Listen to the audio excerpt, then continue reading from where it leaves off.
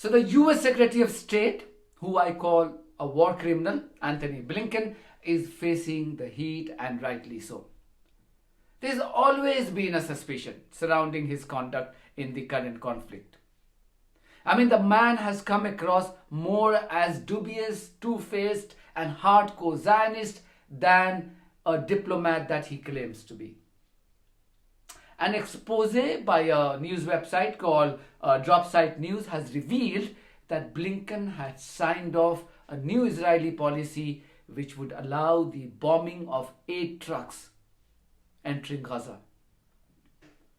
How depraved you have to be, how mentally deranged you have to be to do this. Let's understand what we are talking about here. Israel launched a brutal genocidal campaign on 7th of October following Hamas attacks the same day. We all know that. Israeli Defense Minister, you may remember, war criminal Yoav Gallant, famously announced the cutting off of water, food, electricity and fuel. It's a shame to international law, international humanitarian law, and a blot to institutions like the International Criminal Court that this criminal is still roaming free.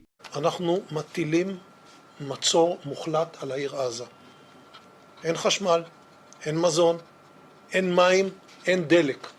הכל סגור. אנחנו נלחמים בחיות אדם ואנחנו נוהגים בהתאם. Israeli began to implement that strategy, and soon unarmed civilians of Gaza, 2.4 million of them to be precise, were running out of supplies of essential items.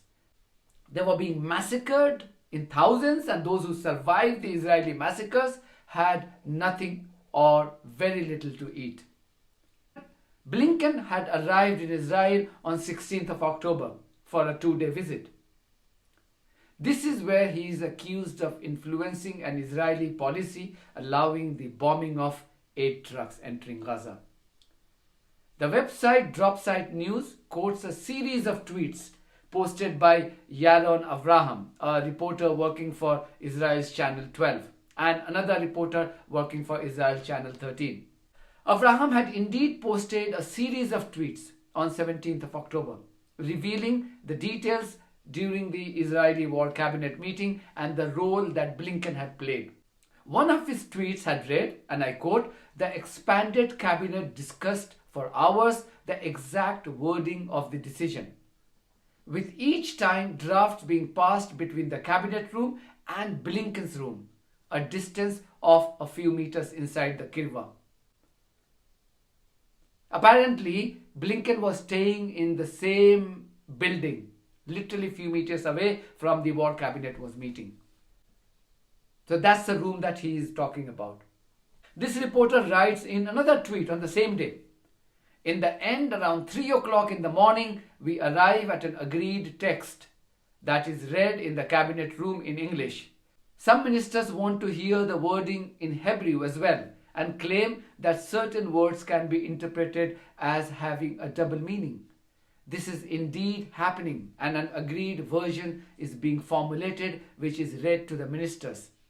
Blinken approves, all the ministers approve, and tomorrow Biden will arrive here." End of quote. This was apparently the deal that Blinken had struck. Blinken had arrived in Israel apparently to persuade Israel to rethink its decision to block the supply of food, water and medicine into Gaza. Apparently he had asked Israeli government that if they agreed to his proposal, then Joe Biden will soon visit Israel. A convicted terrorist in Israeli war cabinet, Bezalel Smotrich, who was there in the meeting, later told reporters that ministers were given to understand that 8 trucks would be bombed.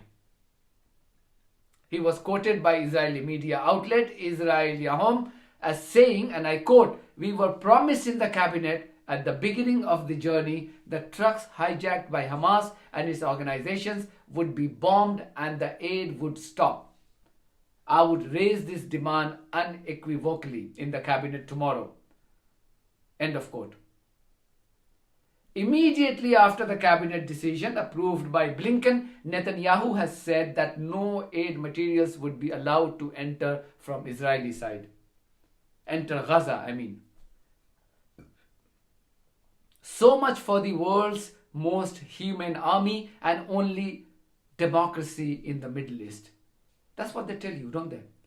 Whenever they commit a crime, they say, oh, it's not possible because that's Israeli army is the world's most humane army, and Israel is the only democracy in the Middle East. In his statement in Hebrew, this war criminal Netanyahu has said that aid materials can enter Gaza from Egypt's side as long as they are only food, water and medicine.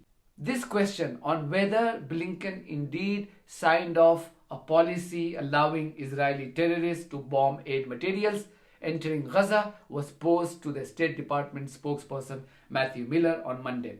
And as expected, he denied the allegation. Let me ask you about a report in Dropside. And it says that Secretary Blinken approved a policy to bomb aid trucks.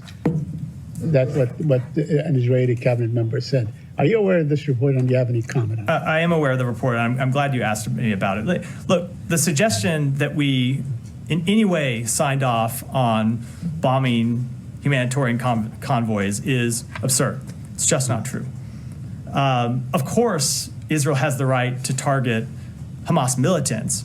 That has always been the case. And so look, if you had a situation where Hamas commandeered a convoy and Hamas militants were operating a convoy, of course Israel would have the right to strike those militants. That's not been the situation that we've seen over the past year, except in some very limited circumstances. There have been a few reports here and there of Hamas commandeering convoys, in most cases returned quickly to the humanitarian organizations. It has not been, there's not been any widespread evidence that we have seen of Hamas actually taking convoys and commandeering them, which is, I think, the scenario, or the proposition of this scenario presumes. So the strikes that Israel has conducted on humanitarian convoys have been times when they have had failures in their deconfliction processes, where they have had intelligence failures, and when they've just made basic mistakes. And the thing that we have made clear about those is that those mistakes are unacceptable, and that humanitarian workers need to be protected, and humanitarian aid needs to be protected. So the idea that anyone in this department signed off on bombing humanitarian convoys is just absolutely ridiculous. It's not a coincidence that Israel has been allowed to slaughter aid workers at will. According to a report by the United Nations Office for the Coordination of Humanitarian Affairs, as many as 280 aid workers have been slaughtered by Israel since October the 7th, 2023. None of the Israeli occupation force members have had to pay a price for murdering these many aid workers. Nobody has been taken to task. They also include the cold-blooded murders of 7 World Central Kitchen staff members. We all saw the horrific scenes of that bombing on World Central Kitchen convoy in April.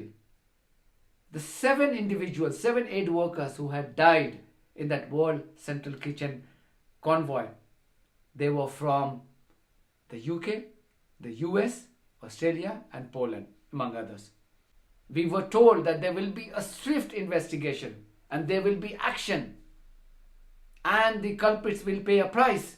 Now, if I could just, as Karine noted, just turn briefly to events in the Middle East.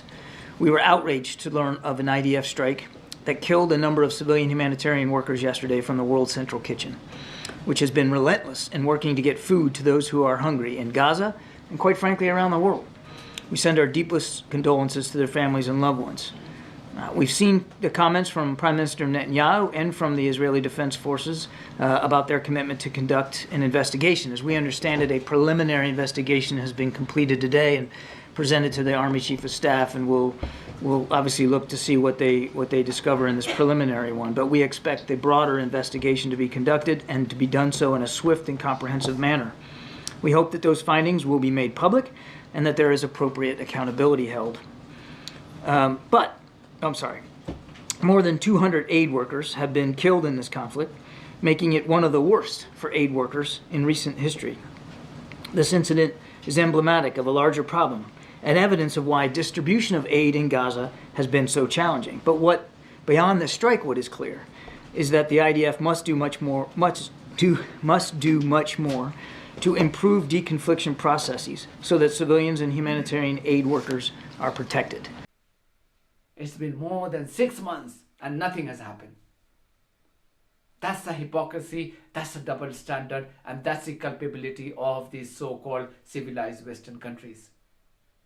That's it from me. Thank you very much for your support of this platform. If you too think that this journalism is worth supporting, then you too should consider supporting our platform on buymecoffee.com and Patreon. In the meantime, if you haven't subscribed to my channel, please do so, because that's one of the many ways you can support independent journalism.